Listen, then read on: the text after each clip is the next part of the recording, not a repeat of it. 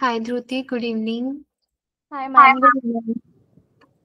Okay, so let's start today's Yes. session. So yesterday I discussed about the sampling, what is sampling and how is it done, for which controls you are using. You use the sampling. So you basically use for test of controls and for the test of details. We also talk about certain risk, audit risk, which may be due to sampling and non-sampling risk. So we discussed about the sampling risk in detail. Okay. So Yes. now in today's session, we need to know about the different methods of sampling. Okay. Okay. So I will give you an overview from your book. Then I will discuss this in word format. Okay. Okay. Because need to write some formulas. Then you will able to understand. Since I told you that we do the sampling for measuring our test of controls, basically to check whether the controls are working effectively or not, or to check for test of detail. So we have the at first our attribute sampling. Okay. So attribute sampling, it is given in your book. Yes. Okay. So to check for the test of controls, we have attribute sampling. Okay. Attribute Okay. sampling to check the test of controls. How the controls are basically tested? So आपकी sampling में क्या क्या process रहते हैं? First of all you define your population कि आपको किस में से सैंपल को सिलेक्ट करना है. You will first define your population, then your sampling unit. Okay. उस सैम्पलिंग यूनिट में से then you will apply some methods की to get your sample size. आपको सैंपल साइज कितना रखना है? ओके. सैंपल साइज किस किस पे डिपेंड करता है? We already discussed about the factors like what is your deviation rate, what is your risk of accessing RMM too low. Okay. Your expected rate of deviation, your tolerable deviation rate. So all these will be related to select your sample size. We also select some tolerable rate limit, like how much deviations you are ready to tolerate. And some reliability factors also is there, like how much you are ready to take risk. So these are basically calculated, uh, and on the basis of this, like we have some tables where we use this tolerable rate with our expected deviation rate to calculate our sample sizes. Okay. Okay. Then we when we select the sample, like we calculated our sample size, then we select the sample, and on that sample we do the testing, and on the basis of sample we evaluate this result to our population. Okay. So that is the whole process that we ma'am all ma'am discuss. वापस ये steps बोलना तो अभी जो आपने last में बोले. So आपने सैंपल सेलेक्ट किया, सैंपल पे टेस्टिंग की, उस सैंपल एक के मिनट. रिजल्ट. सिलेक्टेड मैं लिख लेती हूँ. ये सिलेक्टेड है सैंपल. एक मैं आपको यहाँ लिख के ही बताती हूँ. चलो. ओके. सबसे पहले एट्रीब्यूट सैम्पलिंग किसके लिए करते हैं? हम टेस्ट ऑफ कंट्रोल्स के लिए. Done. Okay. Next test of controls के लिए हम ये सैम्पलिंग करते हैं. फर्स्ट ऑफ ऑल हम क्या डिफाइन करते हैं कि हमारी पॉपुलेशन क्या होनी चाहिए. ओके. ठीक है, कि हमारा क्या रिलेशन है. लाइक अगर हम सेल्स के कंट्रोल्स चेक करना चाह रहे हैं तो उससे रिलेटेड हमारी पॉपुलेशन क्या होनी चाहिए. Then we will select the sampling unit. हमारी सैम्पलिंग यूनिट क्या होनी चाहिए? मींस आपको सैंपल कहाँ से सिलेक्ट करना है, यही होता है. ठीक है. क्लियर. उसके बाद आप अपना सैंपल साइज डिटरमिन करते हो.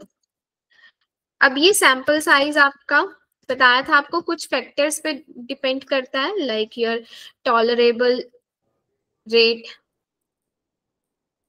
your deviation rate, your allowable risk of accessing RMM too low. So कुछ फैक्टर्स की बेसिस पर you will define your sample size. Okay. हाँ. आपके पास अगर आप प्रैक्टिकली बात करो तो you also have some tables जहां से आप अपना सैंपल साइज कैलकुलेट कर सकते हो. उस टेबल में बेसिकली आप क्या करते हो, आप अपना टॉलरेबल रेट या एक्सपेक्टेड रेट ऑफ डेविएशन और अपना RMM आप कितना मतलब रिस्क लेने के लिए रेडी हो, उस टेबल के बेसिस पर भी आपका सैंपल साइज आ जाता है. ठीक है. तो बेसिकली आप सैंपल साइज डिफाइन करते हो, देन उस सैंपल साइज पे आप क्या करते हो, अपनी टेस्टिंग करते हो. Okay. Testing on sample. Then अब आप जब सैंपल पे टेस्टिंग करोगे तो सैंपल से क्या आएंगे, आपके डेविएशंस आएंगी. हाँ. अब उस डेविएशंस को आप क्या करते हो, पूरी पॉपुलेशन पर अप्लाई करते हो. देन आप उस डेविएशन पर के बेसिस पर पूरी पॉपुलेशन के रिजल्ट को डिटरमिन करते हो और देन आप उसे अपने टॉलरेबल रेट से कंपेयर करते हो. ठीक है. टॉलरेबल रेट से कंपेयर करते हो कि लाइक आपका कितना आप टॉलरेट कर सकते थे और कितनी डेविएशंस एक्चुअल में आ रही हैं. सो उसके बेसिस पर you will come to some conclusion. So आपका बेसिक प्रोसेस यही होता है. ठीक है. हाँ. अब इसके बीच में अब आपकी ये जब आप सैंपल पे टेस्टिंग कर रहे हो तो यहाँ से आप डेविएशंस कैसे कैलकुलेट करते हो. सो योर डेविएशंस, आपका सैंपल डेविएशंस रेट कैसे कैलकुलेट होता है, तो sample deviation it will be equal to your number of deviations. like आपके 10 सैंपल में से 7 में deviations आए, that means 70% is your deviation rate. so number of deviations is divided by your sample size. एक minute ये वापस बोलना तो. okay, I have written on the screen. हाँ हाँ. Sample deviation rate is your number of deviations divided by sample size. ठीक है ना, कि आपने 10 चेक किए, 10 में से 7 में डेविएशन है, डेट मीन्स आपका 70% क्या हो गया, डेविएशन रेट हो गया. ओके. देन हाँ.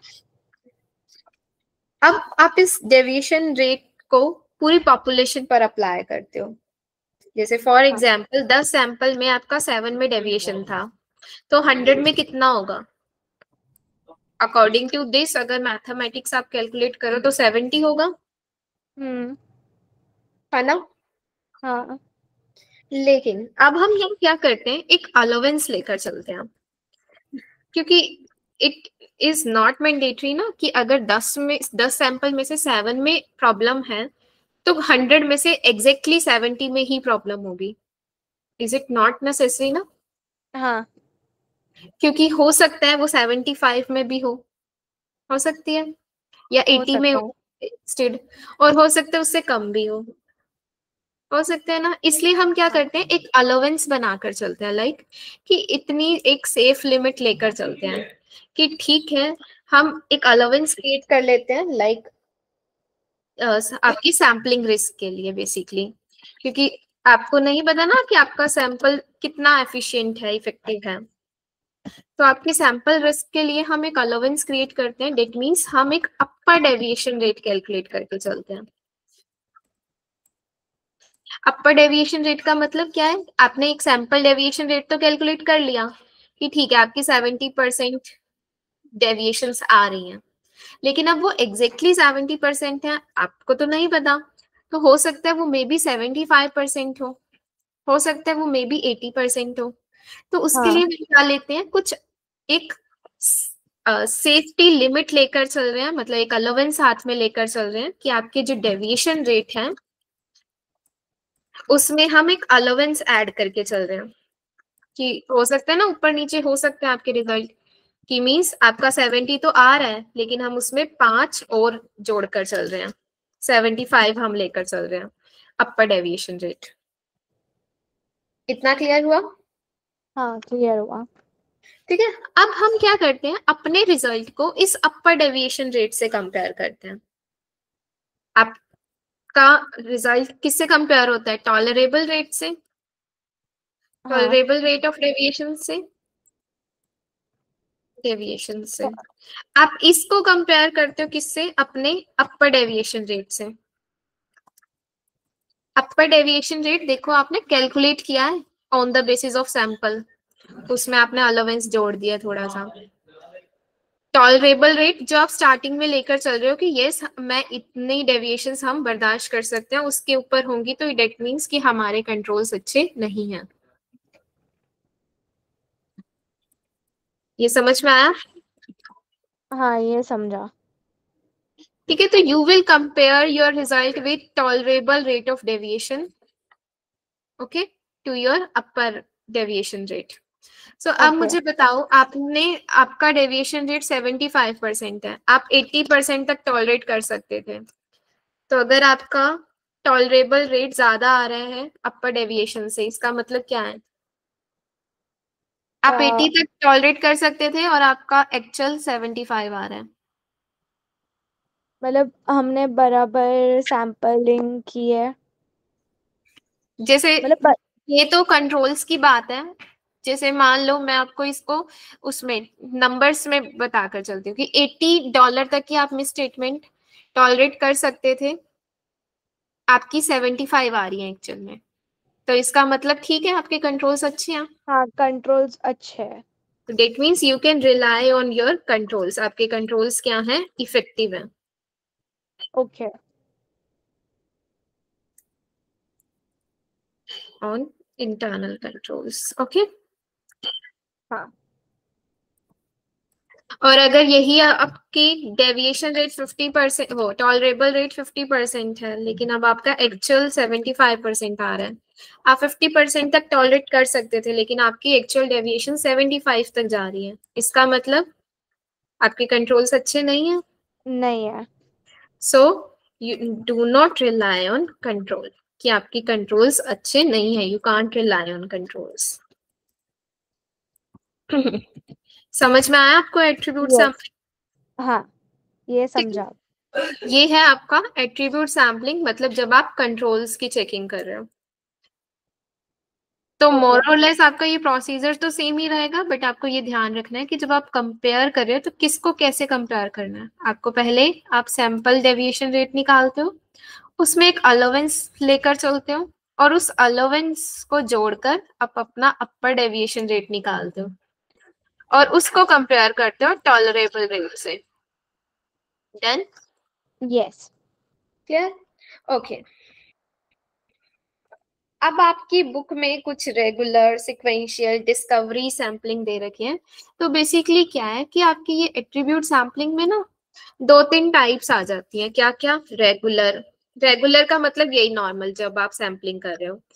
सिक्वेंशियल में क्या होता है कि आप सीक्वेंस में चल रहे हो, मतलब आपने एक सैंपल चेक किया, आपने एक मतलब सेट ऑफ सैंपल चेक किया, अब उसके उस रिजल्ट के बेसिस पर आप क्या कर रहे हो, अगले सैंपल को चेक कर रहे हो। मतलब अगर आपको उसमें ज्यादा गड़बड़ी दिख रही है तो फिर आप उसके अकॉर्डिंग अगला सैंपल चेक कर रहे हो। ठीक है, एक आता है डिस्कवरी।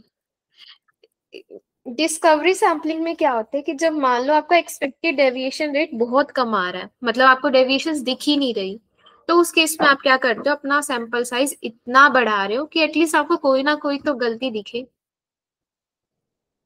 ठीक है, कि डिस्कवरी कर रहे हो आप उसमें, बेसिकली कितनी टेस्टिंग कर रहे हो कि कुछ ना कुछ तो मिल ही जाए।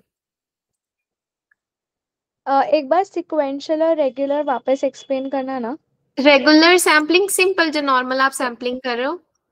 ओके सिक्वेंशियल में क्या है कि आप सीक्वेंस में चल रहे हो, मतलब पहले एक सेट चेक किया, उसके रिजल्ट के बेसिस पर आप अनदर सेट चेक कर रहे हो। ओके ठीक है, समझा। Each step is conditional on the result of the previous step, कि आपको जो पिछले में रिजल्ट मिला ना उसके बेसिस पर आप सेकंड की टेस्टिंग कर रहे हो। Understood. Okay, so this is all about your attribute sampling. आपकी बुक में बहुत उसमें मतलब दे रखा होगा, तो कंफ्यूज मत हो ना, मेनली आपका यही सब है। मुझे ये मैक्सिमम सिक्वेंशियल वाला टॉलरेट, सैम्पलिंग मिल ही नहीं रहा है बुक में। ये प्रोजेक्टेड रेट आपका वही है जो हमने एक्सपेक्टेड डेविएशंस निकाली हैं। ओके ठीक है, प्रोजेक्टेड का मतलब जब आपने पूरी पॉपुलेशन पर उसे अप्लाई कर दिया, तो जैसे हमने डेविएशन रेट निकाली है ना, इसको पॉपुलेशन वो प्रोजेक्टेड रेट बोल रखा है। Okay clear? This was all about your attribute sampling. ठीक है। चलो नेक्स्ट चलें।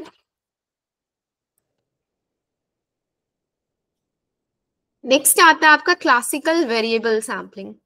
वेरिएबल सैम्पलिंग क्या होती है? जब आप टेस्ट ऑफ डिटेल्स के लिए सैम्पलिंग करते हो। ये थी आपकी एट्रीब्यूट सैम्पलिंग। एक आती है आपकी probability proportional to size sampling. ये भी आपकी किसके लिए होती है? टेस्ट ऑफ डिटेल्स के लिए होती है। ठीक है, ये दो मेथड्स आएंगे आपके, variable sampling, variable classical sampling basically, और probability proportional to size sampling जो आपकी टेस्ट ऑफ डिटेल्स के लिए हम करते हैं, सबटेंटिव टेस्ट के लिए करते हैं। क्लियर? ये समझ में आया इतना? हाँ आप ये दोनों मेथड, क्लासिकल वेरिएबल सैम्पलिंग और पीपीएस सैम्पलिंग, ये आप दोनों किसके लिए करके चलते हो? टेस्ट ऑफ डिटेल्स टेस्ट के ऑफ लिए। डिटेल के लिए। अब क्या है क्लासिकल वेरिएबल सैम्पलिंग में क्या होता है? अगेन टेस्ट ऑफ डिटेल्स के लिए करते हैं। सबसे पहले वही आप हाँ पॉपुलेशन डिफाइन करके चलते हो, आप अपनी सैम्पलिंग यूनिट डिफाइन करके चलते हो, फिर आप हाँ अपना सैंपल साइज डिटरमिन करके चलते हो। हाँ सैंपल साइज कैसे डिटरमिन करते हैं? बताया था आपको कि आप अपने मेथड्स भी यूज कर सकते हो और अपनी प्रोफेशनल जजमेंट भी यूज कर सकते हैं। और कुछ हाँ फैक्टर्स आपको बताए थे कि फॉर एग्जांपल आपका टॉलरेबल रेट कितना है मिसस्टेटमेंट का, आपका रिस्क आप कितना लेने के लिए तैयार हो। सो वो हाँ बोला फैक्टर्स था आपको आपने। क्लियर थे? हाँ ठीक है, उसके बाद हम क्या करते हैं? उस सैंपल पे टेस्टिंग करते हैं। हाँ सैंपल पे टेस्टिंग करोगे, उस सैंपल के जो रिजल्ट आए उसको पॉपुलेशन पे अप्लाई करोगे और उसे देन कंपेयर करोगे अपनी टॉलरेबल लेवल से। यही था। हाँ ठीक है, आपका मोर और लेस प्रोसीजर सेम है, लेकिन अब यहाँ क्या होगा कि जब आपने सैंपल सिलेक्ट किया, सैंपल पे टेस्टिंग करी, अब जो सैंपल में मिसस्टेटमेंट मिल रही है वो कैसे आप निकालोगे? तो यहाँ पर हम क्या होता है, पॉइंट एस्टिमेट लेकर चलते हैं। मींस हाउ मच, जैसे इसमें आपकी डेविएशन रेट आया था ना कि डेविएशंस कितनी आ रही हैं, ऐसे इसमें हाँ पॉइंट एस्टिमेट्स हम कैलकुलेट करते हैं। अब उस पॉइंट एस्टिमेट को कैलकुलेट करने के लिए, मतलब आपकी कितनी मिसस्टेटमेंट है किसी सैंपल में, उसके लिए आपके तीन मेथड्स आते हैं यहाँ पर। ठीक है, आपके तीन मेथड्स आते हैं। फर्स्ट मेथड होता है आपका mean per unit method, per unit estimation method. एक सेकेंड, अभी आपने जो पहले एक्सप्लेन किया है ना पॉइंट एस्टिमेट तक, क्या आप उसके लिए एक एग्जांपल दे सकते हो? एक मिनट देती हूँ मैं आपको। डिफरेंस एस्टिमेशन,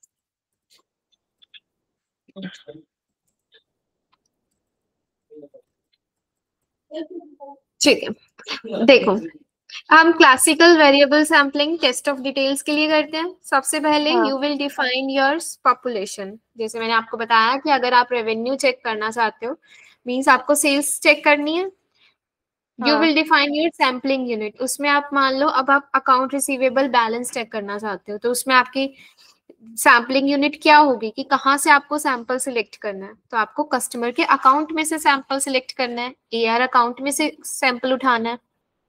यही हाँ था। उस सैम्पलिंग यूनिट को आपने डिफाइन किया, फिर आप क्या करते हो, यहाँ पर आपकी स्ट्रेटिफिकेशन भी हो सकती है, जो मैंने आपको बताया था कि आप ग्रुप्स में डिवाइड भी कर सकते हो। हाँ फॉर एग्जाम्पल बहुत ज्यादा डॉलर अमाउंट के हैं तो आप उन्हें 100% चेक करना चाहते हो, तो आपने उसे सेपरेट ग्रुप में रख दिया। फिर बचे हुए में से आप सैंपल सिलेक्ट कर रहे हो, तो यहाँ आपकी स्ट्रेटिफिकेशन हो सकती है।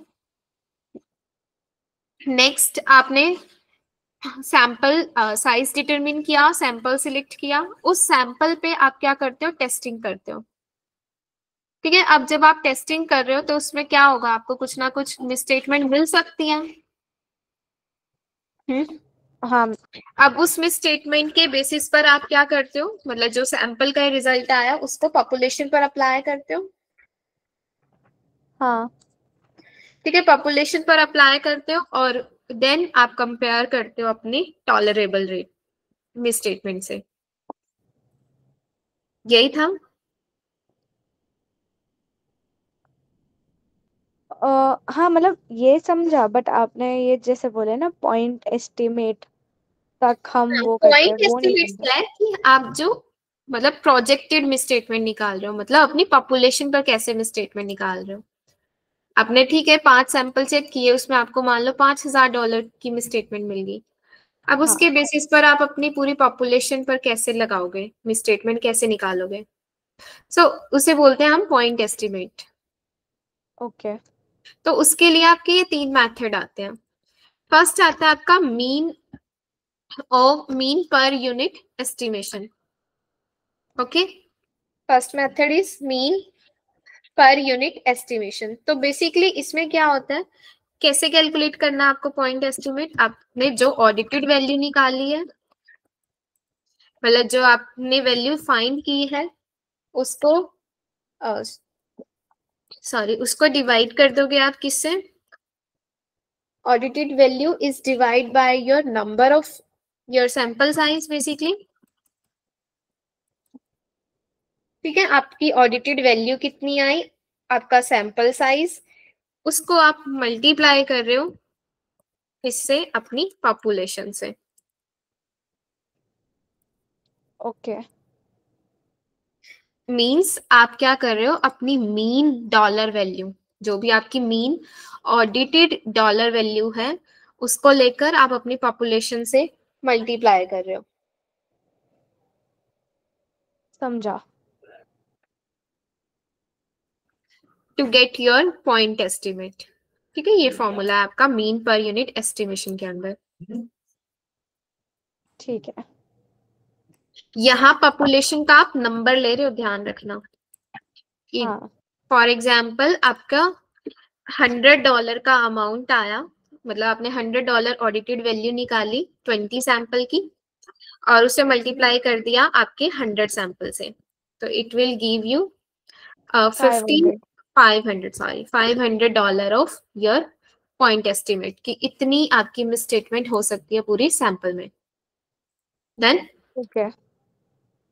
नेक्स्ट आता है रेशो एस्टिमेशन। रेशो एस्टिमेशन में क्या होता है कि आप क्या कर रहे हो, रेशो निकाल के चलते हो किसका, अपनी ऑडिटेड वैल्यू का divide by your book value, कि आपकी वैल्यू रिकॉर्डेड क्या है और आ क्या रही है उसका रेशो, उसे आप मल्टीप्लाई कर देते हो किससे, पॉपुलेशन से।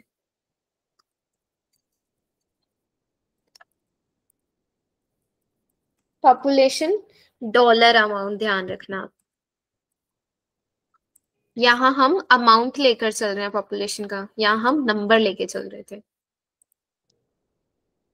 तो ये डन। पॉपुलेशन अमाउंट मतलब क्या, कौन सा जैसे आपके अमाउंट है? पास AR है, हाँ अकाउंट, AR अकाउंट, वो 100 है तो वो पॉपुलेशन नंबर हुआ। हाँ। और उनका टोटल अमाउंट मान लो $100,000 है, उन सब के अमाउंट ऐड करें तो $100,000 के आपके AR है। ओके। समझ रहे हो नंबर और अमाउंट में। हाँ नंबर का क्या मतलब है, समझा। कितने कस्टमर के बैलेंसेस हाँ पेंडिंग है। काउंट क्या हुआ। 10 कस्टमर्स हैं आपके, ठीक है, और उनका अमाउंट क्या क्या है, वो आपकी पॉपुलेशन अमाउंट हो गई। Is it clear. Okay. Yes. Next आता है आपका method difference estimation. Difference estimation में क्या होता है कि हम बुक वैल्यू को माइनस कर देते हैं किससे, ऑडिटेड वैल्यू से, मतलब कितना डिफरेंस आ रहा है आपका, divide by your sample size. समझ रहे हो, आपका ये जो हाँ डिफरेंस है, मतलब आप उस डिफरेंस को डिवाइड करके चल रहे हो सैंपल साइज से, फिर जो भी आपका अमाउंट आया उसको आप मल्टीप्लाई कर रहे हो किससे? पॉपुलेशन नंबर से,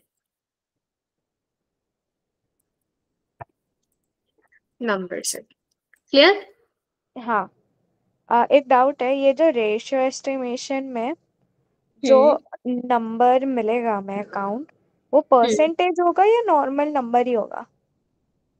रेशियो एस्टिमेशन में आपका हाँ। अमाउंट आएगा पॉइंट एस्टिमेट, इसमें भी पॉइंट एस्टिमेट आएगा, लेकिन यहाँ आपका डिफरेंस एस्टिमेशन में क्या आएगा? प्रोजेक्टेड एरर आके चलता है कि कितना एरर हो सकता है।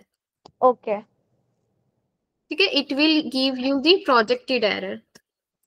प्रोजेक्टेड एरर को क्या करते हो आप? अपनी पॉपुलेशन में से माइनस करते हो। पॉपुलेशन अमाउंट में से आप प्रोजेक्टेड एरर को माइनस करते हो to get your point estimate. Okay. Then हाँ, so these are the methods to calculate your point estimate. समझा। अब क्या है? अगेन जैसे आपने उसमें कुछ अलाउंस लिया था, इसमें भी हम क्या करते हैं? कुछ अलाउंस लेकर चलते हैं। आप अपने पॉइंट एस्टिमेट में, क्योंकि जरूरी तो नहीं एग्जैक्टली इतने अमाउंट की आपकी मिसस्टेटमेंट होगी, ऊपर नीचे हो सकती है। हाँ। So that means you have to take some allowance, plus minus of allowance, कि आपका एक अलाउंस लेकर चल रहे हो। मींस फॉर एग्जांपल आपकी $100 की पॉइंट एस्टिमेट आया, तो अब इट इज नॉट नेसेसरी कि आपकी एग्जैक्टली $100 की मिसस्टेटमेंट हो। आपकी 50 की भी हो सकती है और 150 तक भी जा सकती है, वो हो सकता है ऐसा। हाँ। तो डेट मीन्स आपकी मिसस्टेटमेंट कम भी आ सकती है, ज्यादा भी आ सकती है। तो हम इसलिए क्या लेते हैं, इसके अंदर एक अलाउंस लेकर चलते हैं। Means it will give you some range, जिसे हम एक्सेप्टेबल रेंज बोलते हैं, कि इस रेंज के अंदर अगर आपके मिसस्टेटमेंट आ रही है देन इट इज ओके। जैसे आपकी यहाँ पर मेरे पास सपोज करो पॉइंट एस्टिमेट 100 आया, इसमें मैंने क्या किया? +-20 की रेंज ले ली।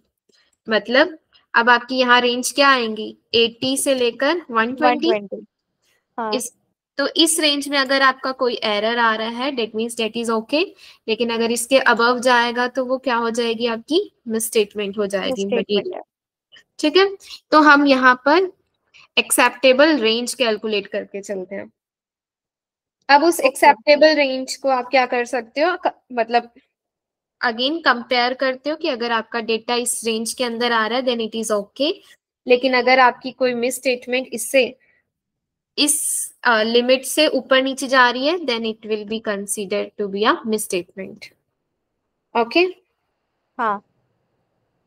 क्लियर? कैसे आप इसमें कंक्लूजन निकालते हो? आप इस एक्सेप्टेबल रेंज के अंदर चेक करते हो कि आपके जो भी डिफरेंस आ रहा है वो एक्सेप्टेबल रेंज में है तो ओके है, लेकिन अगर एक्सेप्टेबल रेंज से बाहर जा रहा है that means it will be a some miss statement.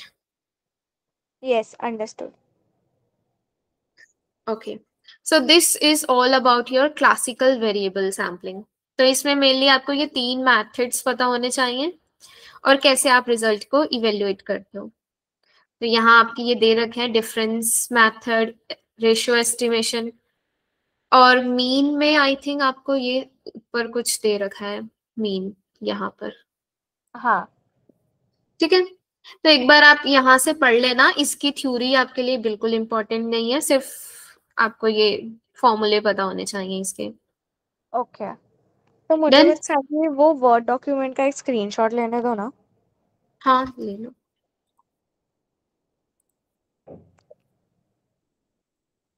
Done.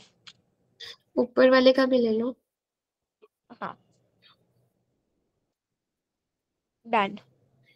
ठीक है, ये वो तो लिख लिया था मैंने। ठीक है। Okay, so these two methods are clear. हाँ, क्लियर। अब आती है आपकी probability proportional to size sampling. ठीक है, इसको बोलते हैं हम प्रोबेबिलिटी प्रोपोर्शनल साइज सैम्पलिंग। अच्छा, मुझे ना 10 मिनट्स तक ना लीव करनी होगी मीटिंग, क्योंकि मतलब लैपटॉप चाहिए किसी को। तो ओके। अगर ये नहीं हो पाया 10 मिनट के अंदर, तो मैं आप नेक्स्ट क्लास में कंटिन्यू करूंगी ये वाला मेथड। ओके, हाँ चलेगा। ठीक है। अदरवाइज मैं ट्राई करती हूँ कि अभी कंप्लीट हो जाए। So okay. Probability proportional to size sampling भी आपकी टेस्ट ऑफ डिटेल्स के लिए हम करते हैं, लेकिन डिफरेंस क्या है यहाँ पर, क्या होता है, ज्यादातर आपके ज्यादा डॉलर अमाउंट की वैल्यू सिलेक्ट होती है। जो आपके कम डॉलर अमाउंट की वैल्यूज होती हैं वो इस मेथड में इंपॉर्टेंट नहीं होती, हम ज्यादातर वही इसमें इंक्लूड होती हैं जो ज्यादा डॉलर अमाउंट की वैल्यूज हो। ठीक है। दूसरी चीज क्या है कि इजी मेथड है, क्योंकि यहाँ पर आप क्या करते हो कि आप अपने सैंपल साइज और उसे पहले से ही कैलकुलेट कर लेते हो। और हाइब्रिड मेथड है, मतलब यहाँ पर आपका कुछ और वो एट्रीब्यूट सैम्पलिंग से रिलेटेड आता है, कुछ आपका क्लासिकल सैम्पलिंग से रिलेटेड आता है। और यहाँ आप अपनी मतलब पॉपुलेशन स्ट्रेटिफाई करने की भी जरूरत नहीं होती, कि सेपरेट करने की भी जरूरत नहीं होती। तो ये कुछ इसके एडवांटेजेस हैं। अगर डिसएडवांटेजेस की बात करो तो एज आई टोल्ड यू कि जीरो बैलेंस अमाउंट हो गए या नेगेटिव हो गए वो इसमें कंसीडर नहीं होते, कि ये ज्यादातर लार्ज डॉलर अमाउंट की वैल्यूज पर एप्लीकेबल है। तो ये एडवांटेजेस डिसएडवांटेजेस आपकी इसमें भी गिवन होंगी probability proportional to size sampling में।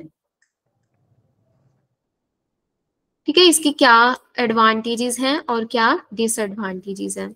तो अगर मैं बात करूं कि ये मेथड कैसे यूज करते हो आप, तो इसमें क्या होता है, फर्स्ट ऑफ ऑल हम क्या कैलकुलेट करके चलते हैं, एक सैम्पलिंग इंटरवल कैलकुलेट करके चलते हैं।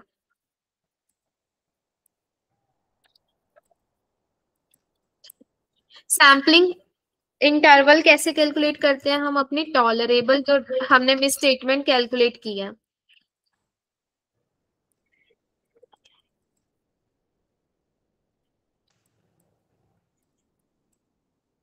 उसको हम डिवाइड कर देते हैं हमारे रिलायबिलिटी फैक्टर से।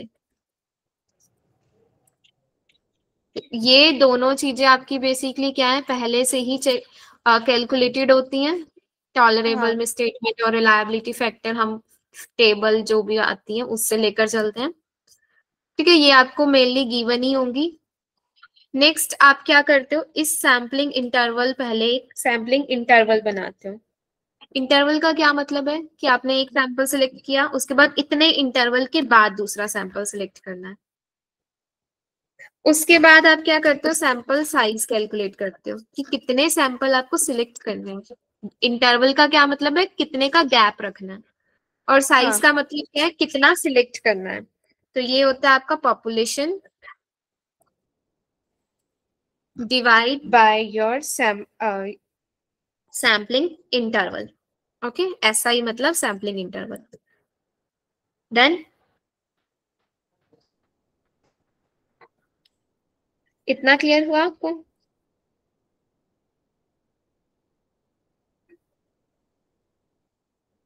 ये क्लियर हुआ आपको?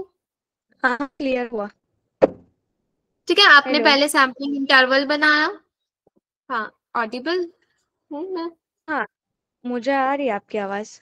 ठीक है, सैम्पलिंग इंटरवल बनाया, सैंपल साइज सिलेक्ट किया। अब हम क्या करते हैं, अब जो हमने सैंपल साइज कैलकुलेट किया, उस सैंपल सिलेक्ट किया, उस पर टेस्टिंग करी, उसमें कुछ मिस स्टेटमेंट मिलेंगी हमें। तो यहाँ हम हाँ। क्या करते हैं, एक्चुअल मिस स्टेटमेंट जो हमारी निकलती है, मिस स्टेटमेंट का क्या मतलब है कि कितना डिफरेंस आ रहा है आपका, यही होता है मतलब हाँ। कि आपकी ऑडिटेड और बुक वैल्यू में क्या डिफरेंस है। आपकी book value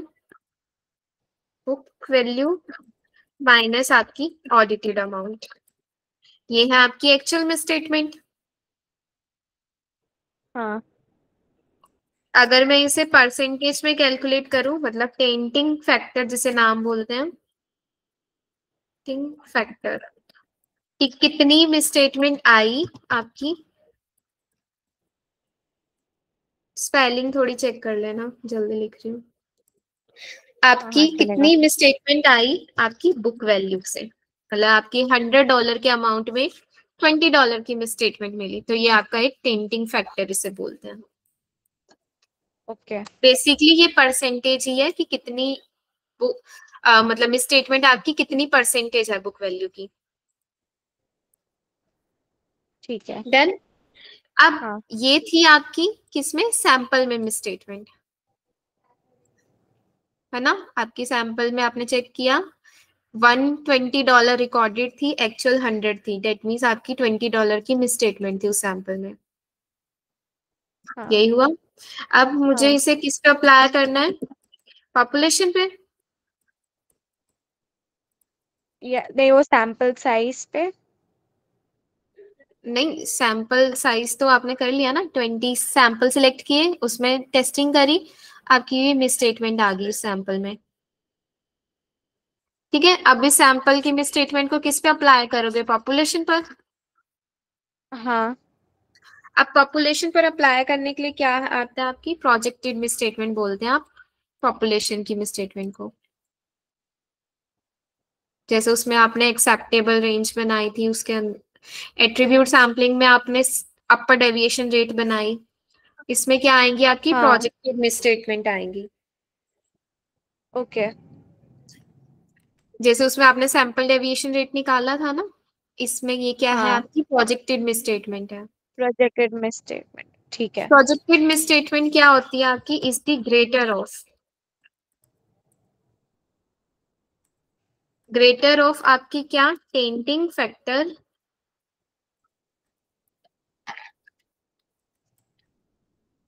multiply your sampling interval or your tainting factor multiply with your book amount।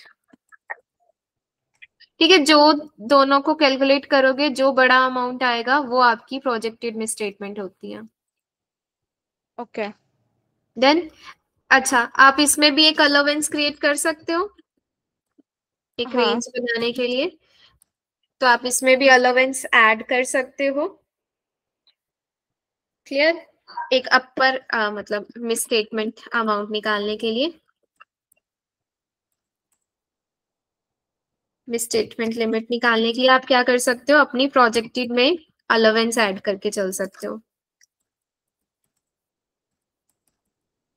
कर सकते हो इसमें भी। फिर हाँ। आप इसे किससे कंपेयर करते थे, अपने टॉलरेबल मिसस्टेटमेंट से,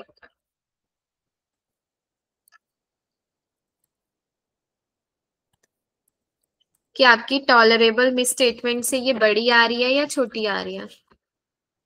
ठीक है, मान लो आपने अपर मिसस्टेटमेंट लिमिट निकाल ली $100 की, आप टॉलरेट $120 तक की मिसस्टेटमेंट टॉलरेट कर सकते थे, डेट मीन्स आपकी मिसस्टेटमेंट $100 की आ रही है और आप टॉलरेट 120 तक कर सकते थे, तो इसका मतलब आपकी क्या है, वो मिसस्टेटमेंट आपकी कंसीडर नहीं की जाएगी, मतलब वो मटेरियल नहीं कहलाएगी।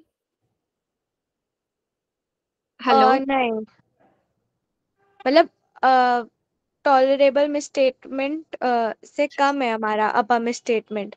हाँ, तो अब आपकी जो सैंपल आपकी पॉपुलेशन में जो मिसस्टेटमेंट आ रही है वो आपकी हाँ टॉलरेबल से कम आ रही है, इसका मतलब आपकी पॉपुलेशन ठीक है, मतलब आपकी हाँ, टेस्ट स्टेटमेंट ऑफ नहीं है कंट्रोल्स मटेरियल, बराबर है। नहीं ये test of test of details. Details. हाँ, हाँ, टेस्ट ऑफ आपकी डिटेल्स मतलब बराबर है। मिसस्टेटमेंट मटेरियल नहीं है। नहीं लेकिन है। अगर आपकी ये अपर लिमिट क्रॉस कर जाती है टॉलरेबल मिसस्टेटमेंट को, तो इसका मतलब आपकी मिसस्टेटमेंट प्रेजेंटेड है। हाँ। ठीक है, ठीक है, आपको इस यहाँ तक कोई डाउट है, क्योंकि मेरे को नहीं। अभी यहाँ स्टॉप करना पड़ेगा। तो आप ये ओके। स्क्रीनशॉट ले लो, ये थे हाँ आपके 3 मेथड सैम्पलिंग के। एक बार आप बुक में से पढ़ लेना, और कोई क्वेश्चंस हुए तो मैं आपको वो कल कराऊंगी इससे रिलेटेड। ठीक है। अब एक्चुअली अभी मैं बुक में देख रही थी तो ये सारे टर्म्स यूज नहीं किए हुए, टेंटिंग फैक्टर। हाँ, आपकी बुक में ना मतलब ज्यादातर थ्योरेटिकल में एक्सप्लेन कर रखा है, इसलिए मैंने हाँ। ये वर्ड फाइल यूज की थी आज। अच्छा ठीक है। आप स्क्रीनशॉट ले लो, कोई हाँ, डाउट मैंने ले रहता है लिया। तो मुझसे पूछ लेना कल। ओके। Okay then. ठीक है, थैंक यू, ठीक है, बाय। बाय।